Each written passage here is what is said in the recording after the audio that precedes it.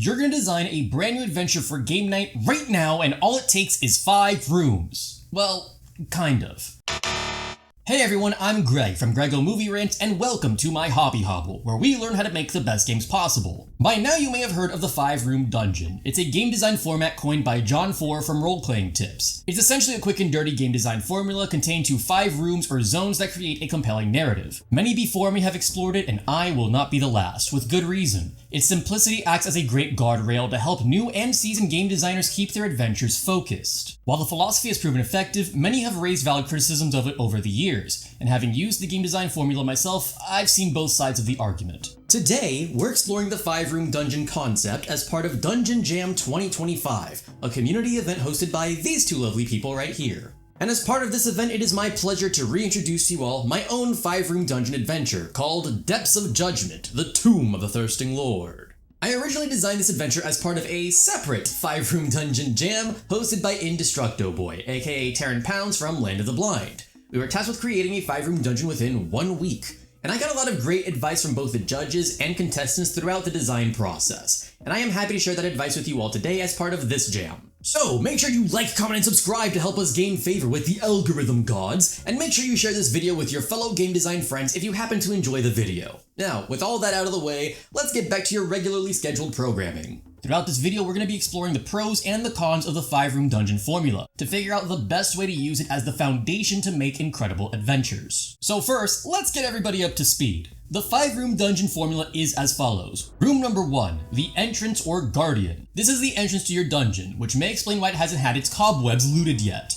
It might be well hidden, trapped, in a dangerous location, or some combination of the 3. It might need to be opened by answering a special riddle, using a particular key, or by overcoming the titular guardian. No matter the case, it's the first major obstacle your party will face, providing in-world explanation for the dungeon's preservation while establishing the tone, themes, and challenges ahead. Room number 2 is the puzzle or role-playing encounter. This is a trial overcome using your wits and social prowess. It could be a puzzle room that needs solving, or a role-playing scenario whose result affects the dungeon at large. Usually this is an environmental challenge that forces the players to become problem solvers to further progress in the adventure. Room number 3 is the trick or setback. This room drains your players' resources. The room's floor might be covered in trapped pressure plates that damage careless adventurers, or the room might be a false crypt designed to trick would-be tomb robbers. It might provide a useful item needed to complete the dungeon, which you have to repair by using a magic ritual or a forge found elsewhere in the dungeon. It could even be a mini-boss. This room's goal is to weaken the players in preparation for the next room, which of course is room number 4, the Climax, big battle or conflict. This is what the dungeon has been building up to. In most games, the climax is the final combat with the big bad evil guy. In roleplay focused games, this could be a difficult social scenario. This room is a grand moment that makes the adventure memorable. It's where the party stops the witch, chases down the spy, convinces the duke, and slays the dragon. And finally, room number 5 is the reward, revelation, or plot twist. This is where the ramifications of the dungeon manifest. Traditionally, it's where the dragon stores its giant pile of gold. But the room could also be where players discover information that completely changes the campaign. It might be the office where a diplomat is hiding evidence of a grand conspiracy. Maybe the players discover that the dragon is the true ruler of the realms, or that the witch they just defeated was the only person keeping a greater evil locked away. Fantastic. Or maybe the tyrannical king is secretly a player's father. Maybe he's everyone's father. Discovering your adventuring buddies were all secretly your half-siblings would certainly make inter-player romance even more awkward than it is. This is the basic recipe of the 5-room dungeon. It's short enough to complete in a session or two, which makes it easy for players to navigate and easier for the GM to plan, polish, and drop in their games. But that's where the critiques of the 5-room dungeon come into play. It reminds me a lot of how people use the hero's journey. Stick with me here, I promise it'll be brief. The hero's journey, or monomyth, was popularized by Joseph Campbell in his 1949 book, The Hero of a Thousand Faces. In it, Campbell observed 17 stages present across various myths, which create a 3-act structure that he dubbed the departure, initiation, and return. Originally, the hero's journey was just an observation from the field of comparative mythology. It wasn't designed to be a storytelling formula, and Campbell himself admitted that many of the myths he analyzed didn't have all 17 steps found in his model. But once a budding filmmaker named George Lucas used the hero's journey as the blueprint to write Star Wars and change cinema forever, well, that all went out the window. Now, to prevent this tangent from hijacking the video, while a hero's journey is an excellent writing tool for making a compelling narrative, if writers use it as a strict guideline to dictate the creative process, it can limit an artist's creativity and make the story feel too formulaic.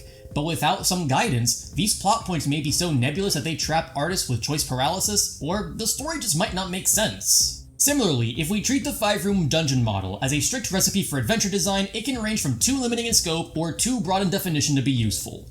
We must remember that the 5-room dungeon is not a silver bullet to making every adventure ever. It's a game design foundation that we build off of. John Ford himself admits that this formula should not be treated as a strict checklist. The titular 5 rooms are more like 5 plot points that make a dungeon narratively satisfying. These rooms can be arranged in any order, so why not have your entrance guardian defend the final encounter instead of the entire dungeon for a change? One room could serve multiple purposes, or you could stretch out one room across multiple different areas. There's no reason a 5-room dungeon can't be 3 or 4 rooms or sprawl out into 10 rooms or more if that's what makes the story compelling. There's no rule saying you can't have multiple entrance guardians, puzzle rooms, or climactic final battles. In fact, if you string multiple 5-room dungeons together, you could build a mega dungeon this way. And hell, the 5-room dungeon doesn't even need to be a dungeon. It could easily be 5 areas in a forest, wings in a castle, or rooms of a spaceship.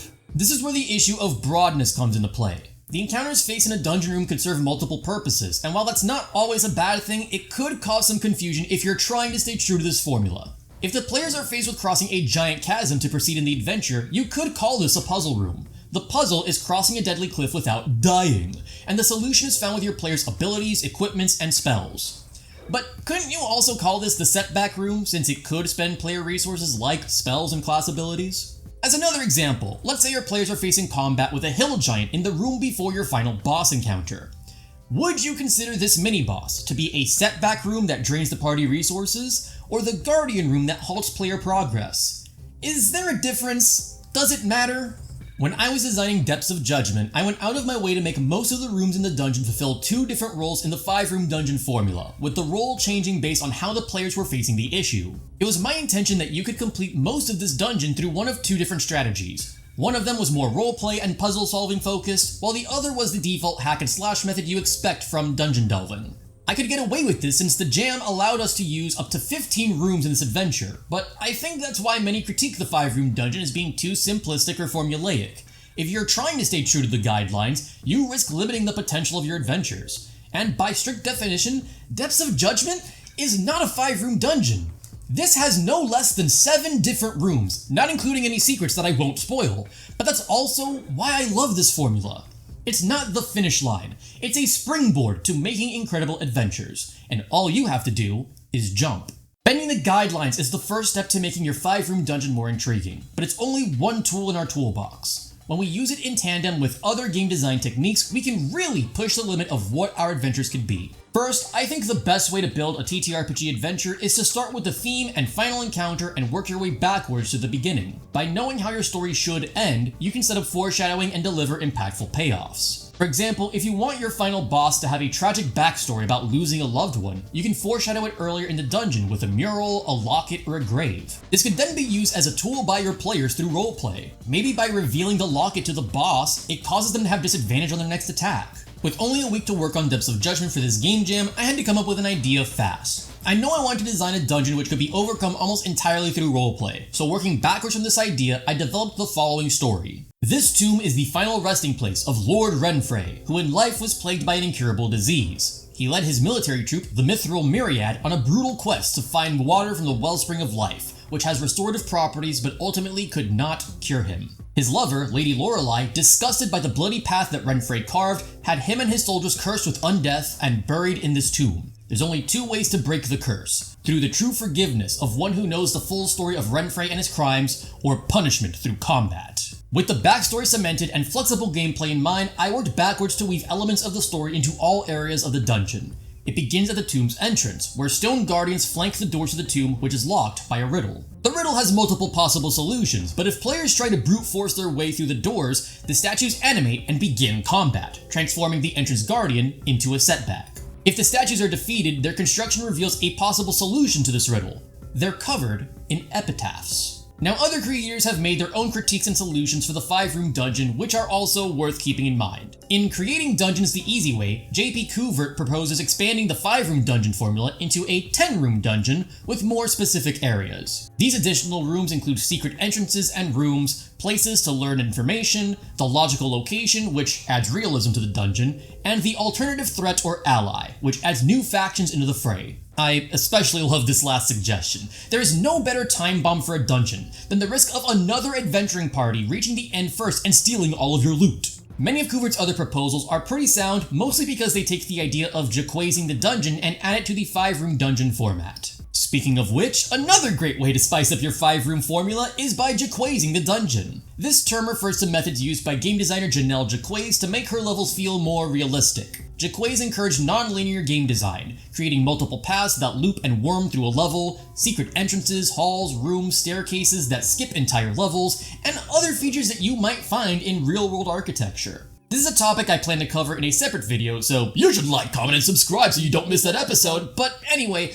by Jaquaysing the dungeon in tandem with unique room layouts, you can create a dungeon whose progression is different every time you run it, because no two adventuring parties ever explore a dungeon the same way. Now, I carried this advice into the layout of Depths of Judgment. After you overcome the entrance riddle, players travel down into a gateway chamber, which branches out into all the other rooms of the tomb. The entrance to the final boss chamber is in this room, and requires 4 separate keys to unlock. But before players can orient themselves, mushrooms along the walls unleash a cloud of spores, and players that fail a constitution save become infected. While infected, players have Spore Sight, which provide visual hints in the form of glowing hallucinations throughout the tomb. Think of it as a guardrail for players who need some extra hints for their puzzles. But of course, Spore Sight comes with a downside, as the hallucinations cause strange penalties, and it's gonna need to be cured. This room acts as a combination setback and entrance guardian, with a choice left up to the players. Which of the 4 rooms available to us do we approach first, and how?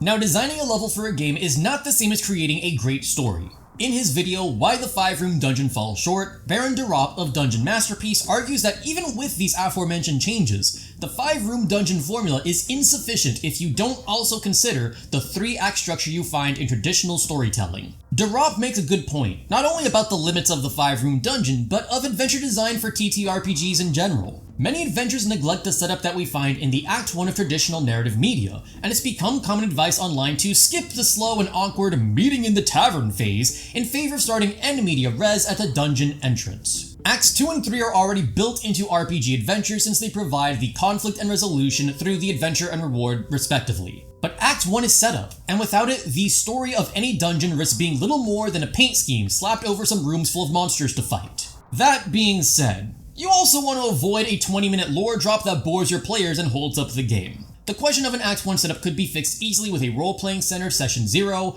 or a really good handout which establishes your setting, lore, and premise of the game in less than a page, assuming that the players actually read it. But this is another issue in tabletop gaming that is best explored another time. While that level of setup is best left to a GM's taste, I did my best to weave as much of the story detail as possible into Depths of Judgment using the challenges of the tomb. Once players start exploring the dungeon, they discover the sins that Lord Renfrey and his mithril myriad committed in life, room by room. On first glance, one of these rooms appears to be a library, but amongst the shelves lined with chained books are jarred specimens and coffins. This twisted chamber is the Body Archive, and within this maze of bookshelves is an altar which has 3 skulls that have been stolen from it. Returning the skulls gives players the key from this room, but the skulls are being guarded by 3 zombified members of the mithril myriad. Will the players trick the zombies into wandering away from these skulls, take them down stealthily Assassin's Creed style, or charge headfirst into combat with these infectious corpses? Where the Body Archive implies a twisted interest in necromancy, another chamber features an encounter with Renfrey's betrayed right-hand man that risks bringing the players to the brink of death. Other rooms, such as the Chamber of Balance and the Deathbringer's Relief, host puzzles that imply the failings of Lord Renfrey, ranging from abuse of power to everyone's favorite topic, war crimes! Once the final tomb is unlocked, players are faced with the final choice. Do you forgive Lord Renfrey for his sins, or shall you deliver his brutal final judgment? Now, while these pieces of advice have helped add depth and detail to this adventure, I want to warn you all against a trap that I personally fell into. Once I submitted my dungeon for the 5-room dungeon jam, I got some really helpful advice from Taryn Pounds as to why my original draft didn't quite make the mark. The answer was simple: bloated writing. A useful example Pounds used came from the AD&D adventure The Sinister Secrets of Saltmarsh, later readapted for the 5e compilation Ghosts of Saltmarsh. During the adventure, players board a ship called the Sea Ghost, where the description of each of the rooms becomes verbose, to say the least. Take this description of the ship's galley as an example. Quote, "You have obviously entered a galley. There is a crude metal stove, unlit, against the hull beside the porthole. It has an adjustable metal chimney which can be placed through the porthole when this is opened. Beside the port, hanging from the hooks set in the hull above the table, are 2 iron frying pans, 2 saucepans, and a skillet. The table has a large drawer, is an unlit, hooded lantern." I bet for most of you, your eyes started glazing over about halfway through the first paragraph. This is a lot of text to describe that the ship's galley is just an ordinary unoccupied kitchen. And the updated version for Ghosts of Saltmarsh is identical, minus the condescending opening line. In case the length of my videos isn't evidence enough, keeping my writing succinct has always been a personal struggle for me. But this was too much even for me. The galley only exists to add believability to the world, and that is a good thing. Players need rooms like this to take a breather in, and any ship that expects more than a day's travel needs amenities like kitchens, sleeping quarters, and storage rooms to function. This is what we call verisimilitude. But any details which don't push the plot forward should not clog up the page. If this room does not feature combat with an enemy wizard who's going to cast Stinking Cloud on the players, there's no reason to describe the oven's ventilation system in this much detail. Unless you're being paid by the word to write an adventure, this level of detail is unnecessary for a product. You could easily get the same idea across by stating, "You have entered a modestly stocked kitchen." If you must paint a picture beyond this, throw in an extra adjective. A crude but modestly stocked kitchen, or a sparsely equipped kitchen, or a meticulously well-kept kitchen. Any further details beside this can be concocted by GMs on the fly based on player questions. I don't need to know every style of frying pan stocked in this room. If a player really wants to find a skillet in this room to use as a weapon, they'll ask me if they can find one. Trust me, I know. So once the 5-room dungeon jam was completed, I went back and adjusted the writing of my adventure based on this feedback. All the points previously discussed are still there, but I cut down on the unnecessary details. Let the implications speak for themselves, giving more space for the GM to interpret. After all, every table's gonna run this adventure differently, and the act of running a game is a live game design exercise in and of itself. With the added help of adjusted formatting, I was able to cut back the length of the adventure itself, which gave me more space within the zine to include extra goodies such as new magic items, a table that generates members of the Mithril Myriad, and some extra battle maps for rooms where combat is most likely to happen. I had so much fun designing Depths of Judgment for this game jam, and as my thanks to you for watching this video, you can download the PDF of this adventure for the low price of free! All you have to do is follow the link in my description to my itch.io page. If you want to help support the show, you can do so by buying the physical version of Depths of Judgment as a zine on my online store, alongside the new and improved version of Wrath of the Stargazer. But you can also leave a tip in our Ko-fi tip jar, all of that is linked down below. But if you want to help support us for free, help us feed the algorithm by dropping a like or dislike, commenting down below, sharing this video with your friends and across social media, and subscribing for future projects from this channel. Until next time, I've been Greg from Grego Movie Rants, and may fortune find you in all your adventures.